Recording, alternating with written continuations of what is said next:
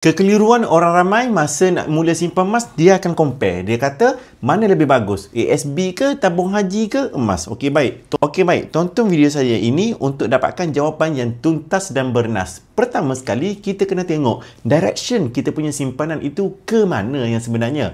Contoh, kalau tuan-puan punya direction simpanan ialah untuk jangka masa pendek, simpan dalam ASB dan juga tabung haji adalah lebih baik. Sebab apa? Simpanan itu terjamin, dividen pun boleh tahan banyak juga.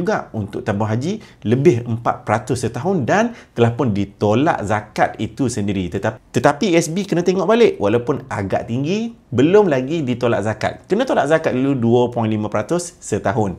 Kemudian untuk direction yang kedua, katakanlah simpanan anda itu ialah untuk 2 tahun dan ke atas, ASB dan juga tabung haji, walaupun ada dividen tiap-tiap tahun, tetapi sudah tidak berbaloi. Sebab apa? Kejatuhan wang ringgit dan juga inflasi yang mana kena dekat kita lebih kurang 2% ke 4% setahun disebabkan oleh kenaikan harga barang.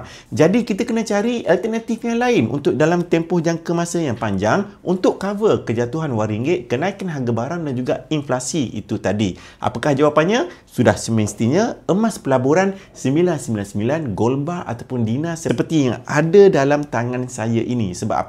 Kenaikan harga emas secara purata ialah sebanyak 10% setahun sejak 10 tahun kebelakangan ini, dan untuk rekod tahun lepas sahaja emas naik lebih 31% dalam masa 1 tahun. Katakanlah kena tolak zakat sekalipun, masih lagi dapat untung. Jadi kalau anda nak simpan untuk tempoh 2 tahun dan ke atas, jangan ragu-ragu untuk pilih emas pelaburan, dinar ataupun gold bar seperti dalam tangan saya ini. Macam mana cara dia? Tekan butang sign up di profile, kemudian saya akan bantu langkah-langkah seterusnya.